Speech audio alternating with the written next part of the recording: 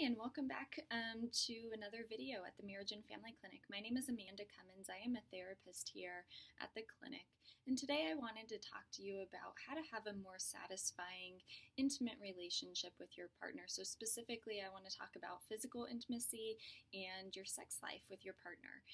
The reason I bring this up is because couples come into therapy for a variety of different issues, and sometimes they've identified that sex is their main priority.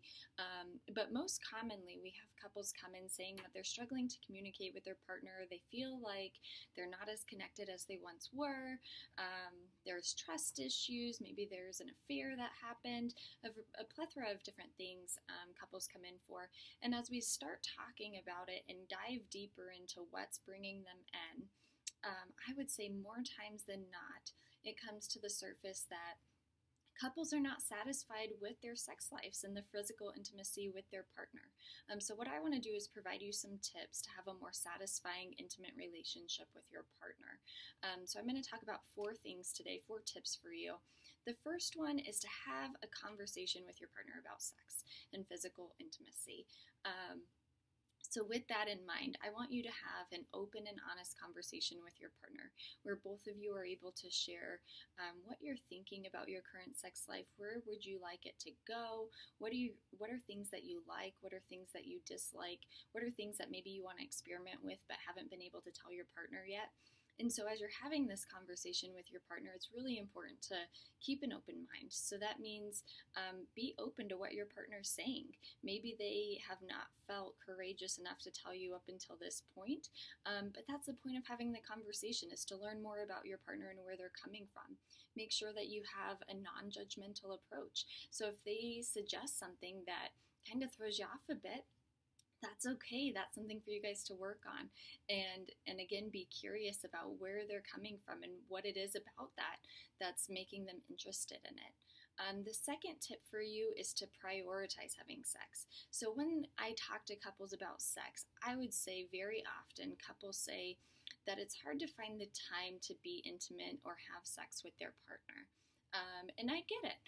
You guys are working busy schedules, you have kids, you're running around, you're trying to engage in other hobbies, trying to maintain relationships out of your marriage or intimate relationship with your partner. And so it's understandable. But I will say that if you're not prioritizing having sex, likely you are not going to be having sex as often as you would like. So it's easy for days, weeks, months to go by and realize that you have not been having sex as often as you would like. So sit down with your partner as you guys are communicating and talk about what you guys think about it. How often do each of you want to be having sex? And once you come up with a compromise of what you think would be an ideal time frame, schedule it.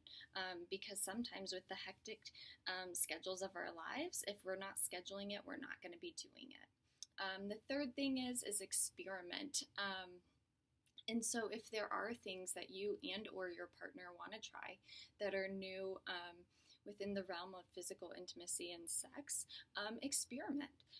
If it doesn't work out, that's fine. Kind of do a trial and error. And during this process, make sure that you're being open with your partner and telling them what are the things that you like and what are the things you don't like. Give your partner some feedback. And be polite about it when you do it. But that way you guys are continuing that conversation so you know what it is that is satisfying for yourself and for your partner. And then so the last thing, I kind of hinted to it just now, is to be patient. So when you're trying new things, sometimes you're not going to hit the mark every single time, and that's fine. If you're trying and putting in effort, that's what counts. And so for both yourself and your partner, be patient. It's going to take time, and it'll probably always have to be something that's communicated about in order for you to be communicating what it is that you like and dislike, and so that both you and your partner can be on the same page about it. So again, those 4 tips are: talk about it, prioritize it, experiment, and be patient. Thank you for watching today. Please leave some comments if you have any other thoughts or ideas about this topic. And for other videos and blogs, please check out our website at themarriageandfamilyclinic.com. Thanks, guys.